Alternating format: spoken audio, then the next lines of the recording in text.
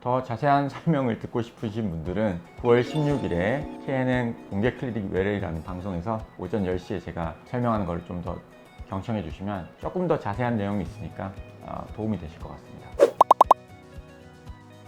안녕하세요. 코코넷넷 TV 정재훈 김무관입니다. 반갑습니다.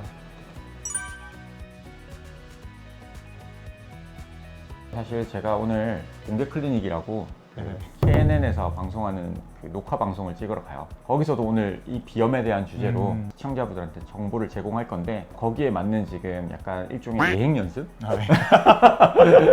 근데 방송에서는 이제 또 편하게 말을 못 하니까 좀 이제 그거에 대한 조금 정확한 용어들 좀 더 쓰면서 방송을 찍어 볼 테니까 조금 참고해서 봐주시면 좋겠습니다. 한번 털고 가시는 거예요? 네, 그래서 오늘 제가 오늘 가서 얘기할 거는 여러분의 코 건강 지킴이. 조금 오그라드는데요.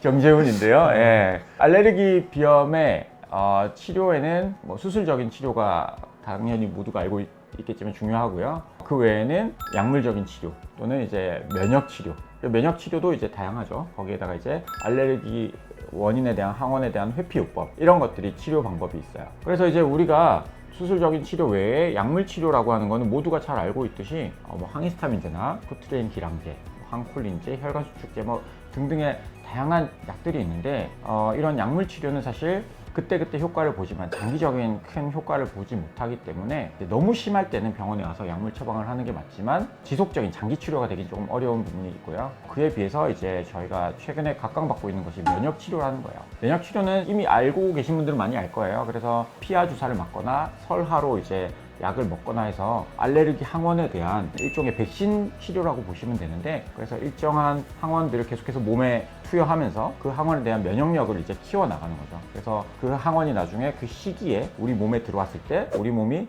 싸울 수 있는 면역 상태로 만들어주는 것이 면역 치료의 핵심이라고 보시면 됩니다. 그래서 면역 치료는 어린 나이에도 할 수 있고요. 임산부나 이런 나이가 많으신 분들도 안전한 치료로 알려져 있는데, 주사 치료제보다는 먹는 약을 사실 최근에는 선호하고 있고요. 그거에 대한 치료는 라이스정, 액트에어 뭐 등등해서 엄청 많은 약들이 지금 시중에 나와 있어요. 그래서 그런 약들을 매주 내지는 매달 와서 병원에서 처방받아서 이제 먹게 되면 한 3년이 지나면 엄청 큰 효과를 보는 게 이런 알레르기 면역 치료예요. 그리고 최근에 이제 그런 거 외에 이제 알레르기 비염뿐 아니고 천식과 무록을 동반한 부비동염에서도 주사 치료라는 게 나왔어요.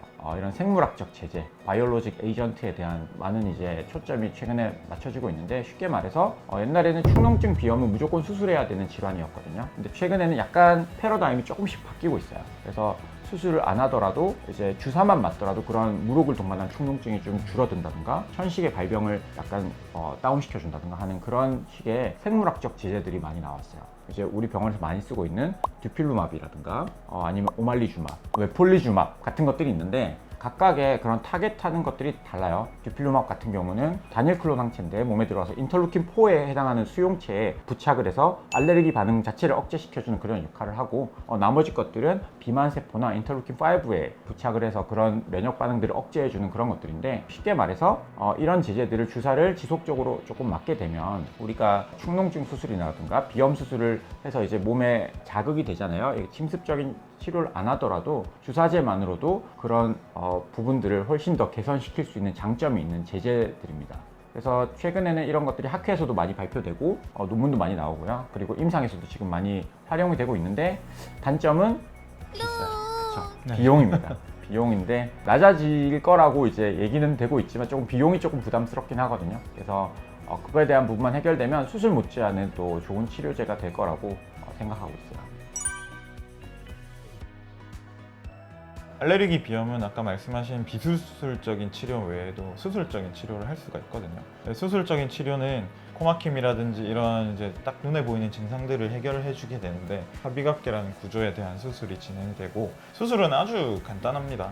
이 하비갑계라는 구조가 있고 이 뼈가 이렇게 휘어 있고요. 그 다음에 이 가운데 비중격이 있어요. 그리고 이 하비갑계는 점막으로 둘러싸여 있습니다. 그러면 이 수술 방식은 꺾여 있는 뼈를 살짝 바깥쪽으로 부러뜨려서 밀어주게 되면 일단 공간 확보가 되겠죠. 그 상태에서 이 비염이란 거는 결국 점막의 기능이 안 좋기 때문에 증상이 증상이 유발이 되고 악화가 되고 하는 부분이 있기 때문에 점막에 대한 수술도 잘 해줘야 돼요. 그 점막에 대한 수술이란 거는 이제 크게 두 가지 방법이 있어요. 첫 번째는 그거를 고주파를 이용해서 태워줍니다. 그래서 태워줘서 이렇게 쭉 쪼그라뜨려주고 축소시켜주는 방법을 말하는 거고, 그 다음에 이제 물리적으로 이 부피를 축소시켜주는 방법이 있거든요. 마이크로 데브라이더라는 기구, 갈아내는 기구예요. 그래서 이제 그게 점막 안쪽으로 들어가서 안쪽에 있는 이제 점막을 쭉 갈아냅니다. 그러면 물리적으로 이게 쭉 축소가 돼요. 그래서 공간도 넓혀주고 알레르기가 우리 코에 닿는 면적을 줄어들게 함으로써 반응도 줄어들게 만드는 그런 수술이 진행이 되고요. 그 다음에 간혹 이제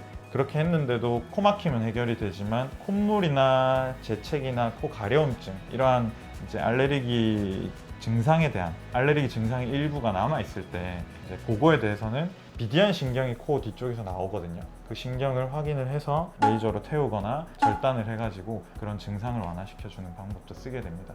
이 세 가지 수술 방식 다 콧구멍 안으로 들어가서 간단하게 이루어지기 때문에 크게 부담 없이 잘, 또 효과도 아주 좋아서요. 그래서 만약에 내가 심한 알레르기 비염이 있다 그러면은 수술적 치료를 고려해보는 것도 도움이 됩니다. 우리가 일반적인 병원에 와서 처방받는 약물을 이제 복용하면요, 관광기가 짧기 때문에 금방금방 약효가 나타나요. 주사 맞고 하면 거의 당일에 이제 효과가 나타날 정도로. 하지만 이제 약을 끊게 되면 당연히 반응은 다시 나타날 거고, 그 항원에 노출이 됐을 때 똑같은 반응이 나타날 거고요. 면역치료 같은 경우는 면역치료를 받는 동안에는 많이 효과를 봐요. 하지만 이제 면역치료가 몇 년에 걸쳐서 받아야 되는데 그게 또 중단될 경우에는 또 다시 그런 반응들이 나타날 가능성이 있거든요. 그래서 면역치료도 기간이 있고요. 수술적인 치료는 수술하면 당장은 좀 많이 불편해요. 그래서 한 3주 정도는 코도 많이 막히고 점막도 많이 부어서 딱지도 떨어지고 통증도 있고 이런 것들이 불편한데, 하지만 3주가 지나면 확실히 이게 조금 신세계를 좀 느낀다고 해야 되나요? 많이 그런 부분들이 있는데, 저희가 비염 수술이라는 걸 검색해보면 재발이라는 말이 많이 나와요. 그리고 많은 유튜브나 뭐 SNS에서 비염의 재발에 대한 부분 나오지만 퍼센트로 나오진 않거든요. 사실 이게 좀 생각보다 높아서 그런데요. 최근 논문에 나온 거 보면 3년에 15% 정도가 수술을 잘했을 때의 비염의 재발률이라고 보시면 되는데, 사실 제가 볼 때는 그거보다는 조금 낮은 것 같아요. 그런 여러 가지 수술적인 기법을 환자에 잘 적용해서 환자한테 맞는 증상에 대해서 수술을 잘 하면 15%보다 줄일 수 있는 게 저희가 할 수 있는 그런 부분인 것 같아요. 그래서 각각의 치료법에 대한 장단점이 다 있고요. 그리고 기간도 조금씩 다 다른 부분이 있어서 환자분이 불편한 부분에 대해서, 그리고 그거에 대해서 진료를 정확하게 보시고 그 부분을 이제 취사 선택하시는 것이 중요할 것 같아요. 이게 개인차가 좀 있는데, 그래서 뭐 알레르기가 너무 심하신 분들은 재발이 좀 빠를 수 있고, 그렇지 않은 분들은 아예 재발 안 하는 경우도 많고 그렇거든요. 근데 이제 중요한 거는 검사, 진단이 일단 가장 중요하고, 그리고 치료법을 결정하는 거에서, 검사할 때 알레르기에 대한 검사도 저희는 기본적으로 하고 있고, 이제 뭐 저희는 통기도 검사 이런 것도 하는데 얼마나 이분이 객관적으로 막혀 있는지 이런 것도 확인을 한 다음에 수술적 치료를 진행하면, 실제로 저희 병원에서 수술하신 분들은 15%보다는 훨씬 낮아요. 그래서 저희 검사 장비가 많거든요. 많은 이유는 다 필요한 검사들인 거예요. 더 정확하고 더 재발률을 낮추기 위한 그런 저희가 장비를 두고 있기 때문에 오셔서 정확한 진단 받고 치료 받으셔가지고 비염 없는 세상을 살기 바랍니다. 지금까지 가을철 환절기 알레르기 비염 내지 비염에 대해서 저희가 치료법 설명을 드렸는데요. 더 자세한 설명을 듣고 싶으신 분들은 9월 16일에 KNN 공개 클리닉 외래라는 방송에서 오전 10시에 제가 설명하는 걸 좀 더 경청해 주시면 조금 더 자세한 내용이 있으니까 도움이 되실 것 같습니다. 지금까지 코코넷넷 TV 정재훈, 김무건이었습니다. 감사합니다.